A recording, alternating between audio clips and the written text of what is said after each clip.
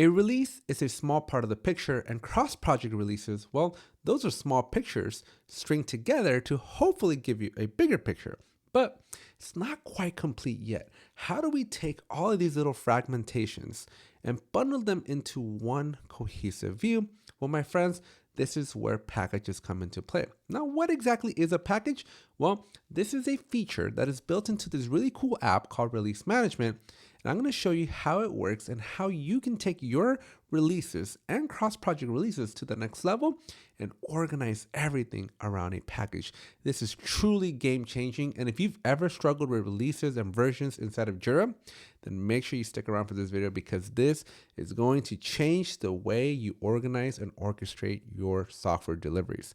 Make sure you hit that subscribe button, drop a like, and more importantly, use that link down in the description to start your free trial to Release Management. This is something you aren't going to want to miss out on. As software becomes even more complex, there are many moving parts that all need to come together at the exact same time, at the right place. All of it, all the stars need to align, and it's so hard.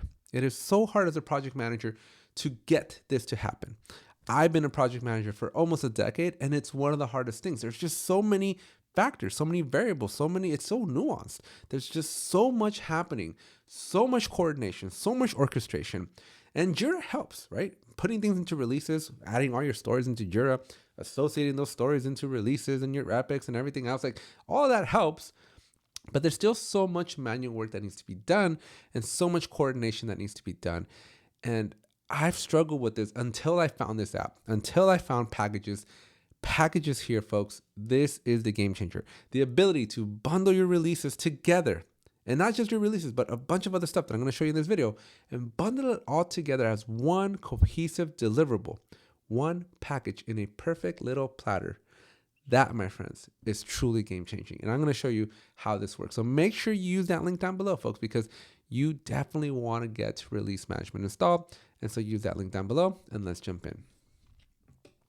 All right, so I am inside of my Jira, and at this point, I already do have Release Management installed, and I also have a release board created. Now, check out my previous video in which I walked you through all the steps to creating your board and doing all the configurations, because today we're going to be focusing on something much bigger than just the releases.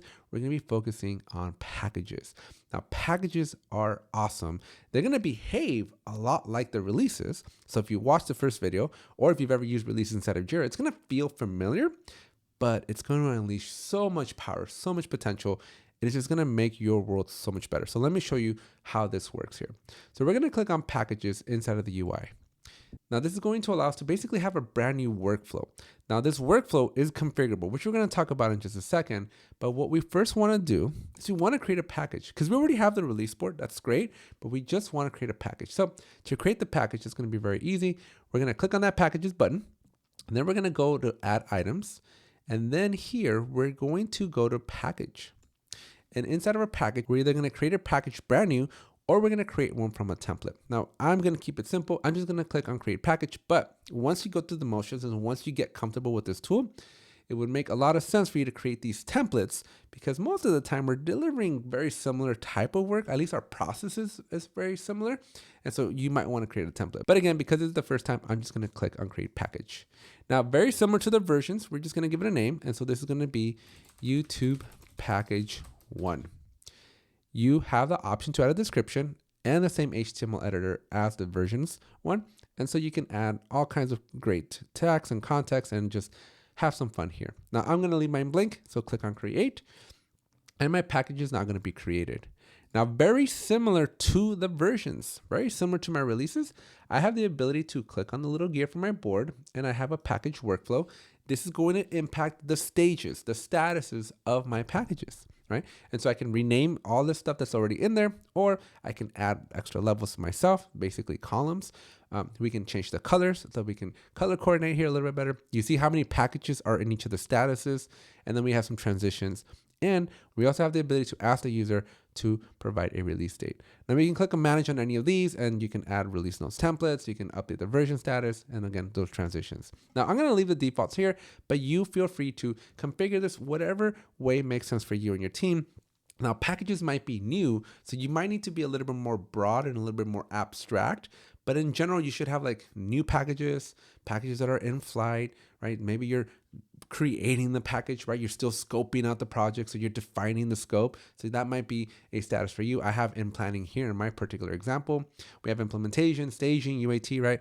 Live, post-live analysis, right? Just make sure that these statuses reflect the workflow that you want. Now, again, I would recommend you keep the defaults out of the box for your first go around, but then kind of tweak it, especially if you've never used packages before. This is a little bit differently. Now, once we do that, we're going to go back to our board and we can see that whatever statuses we have become our columns inside of our board. That's really cool. And just like a story inside of Jira, we can take this package and move it across, and it's really easy to use, right? So it's very, very simple. Now, this is where things get a little bit more interesting though, right? Because when we go into our package, we now have the ability to go into our scope and we have the ability to add work here. And so we need to essentially pull work together because the package is a collector, right? It's a box and we got to put stuff in here. But the nice thing is that what we're going to put inside of our package is not just for one project. It's going to string together everything. We want epics and stories and sprints and all the different nuances that make a package come together. We want all that here inside of our scopes. So let me show you how to do that next. So to put work into a package, we have to create the package, which we just did. Now we're going to go back to our board view or your list view, whichever view you want, but we need to go back and look at our releases. Okay. And here, this is where you're going to have the ability to basically select a version or a release. And then once you open it up under the summary tab, you're going to have your package. So we can basically associate it to that one particular package. So I'm going to bring this one in. And notice that I brought the one from ACC. So that's going to have ACC. I'm going to bring in my AL one. That's going to come in here as well. Click on any white space to have it save. We're going to pull in our other one from CK new. And so this is, again, is going into our same package. We're going to go to customer B and we're going to find one of ours here. Same thing over here and put in our package. Now, what makes this cool is that we have the ability to not just pull in releases, right? We have the ability to pull in epics. So if I were to pull in an epic from my particular just random epic here and I give it a date here, right? Whatever I have going on, it doesn't really matter. But if I have a couple of epics that I want to pull in, again, in no particular order, I'm just pulling in random epics, you would be much, much more careful, right? You would pick the right stuff. But now that I have some epics here that are down here on the bottom, right? I'll click on these open as well. And under summary, I'm going to have the same packages here. And we're just going to associate these things to our package, right? Now, what's cool here is that these can be epics from any space, right? As you can see here, I have two different epics, one from Project CB, one from Project CK new, right? I can also pull in sprints, right? So if I wanted to organize a specific sprint from a specific board, I can bring that in as well. And I can just click on create and all the work contained in there is just going to be added into my package. And so as you can see, you want to go through the exercise here to pull in, start stringing in, right? Everything needs to be in Jira. That's a given. But now that it's all in Jira, now you can just string it all together and you can just associate it all to the package, right? And that's going to be great. So once we have all of that work mapped out to the package, we can click on our package, we can open up our package, and our scope is going to have all the work, right? This is very, very different than earlier because in the previous video, when we're looking at just a specific release, we can see that the scope is everything that's contained within that particular project. But now the packages, that contains work across multiple projects and different types of work. We have stories that were in a sprint, right? We have epics that we defined that we called out, and we have just pretty much any work that we associated, right? So what you don't really see though are like the sprints and stuff like that, but that's okay because essentially what it's doing is it's finding any of the work that's defined in those sprints and then pulling it in here. So this is going to be awesome. Now, once we do have some scope here, we do have the ability to add existing versions from here. So it makes it a little bit easier. But you do need to essentially get something going so you have the plus button. Otherwise, it doesn't work out very well at the beginning. Now, just like the versions, we have a bunch of extra fields and metadata that is going to make managing the package way, way easier. So we have a description for the package. We have the scope statistics that is relative to not just the version of that particular project, but now the entire big picture, right? So now we see as an entire deliverable, as a cohesive deliverable, we see how much of it is done, how much of it is in progress, and how much of it's in to do. We can synchronize our versions, which allow us to basically override all this information so that they're all the same. So you can consider that. We can see the epics that are in here, any sprints that are in here, any virtual versions that are in here, and then any cross-project versions that are in here. And I can just pull them in, right? I could just in here pull in that data so that it automatically pulls things in. So there's a couple of different ways to string the data, right? So by doing it this way, the scope gets impacted, right? My scope gets updated because I'm simply just telling it to pull in specific information. Now, I don't have any virtual versions, but had I created a virtual version, which is basically just a JQL statement that contains a bunch of stores that you care for and doesn't actually put them into a Jira version, just a virtual one, well, that would show up here as well. Now, down here, we can see all of the projects data, so we can see a lot more information, so we can see which projects are in play. And just like our stories and epics and tasks and bugs inside of Jira, we have the ability to add comments.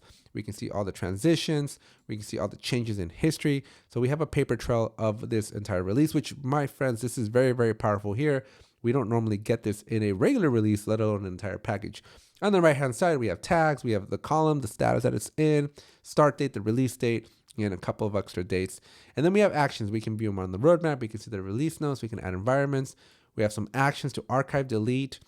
And then we have some reports that we can look at. So we can look at the burnup, the trends, the package status, and whatnot. So we'll take a look at those in just a second. Now, very similar to the versions, we have the ability to add milestones. So milestones here are very powerful. They allow us to draw these lines in the sand that tell us, okay, this is the MVP, and this is when we expect the MVP to go out. And this is great, right? Because you don't have to create these fake releases to draw these lines in the sand. You can say, okay, as part of this package, we need MVP is on this date. Then we're going to have like delivery 1. And then you can add a date, right? We can just put some dates here so we know we can communicate with our customers when things are supposed to happen, right? So I'm going to put these dates here. And then we have like final delivery. And again, you put some dates and you can communicate all that. And all this context is preserved and saved here. And this is really, really good.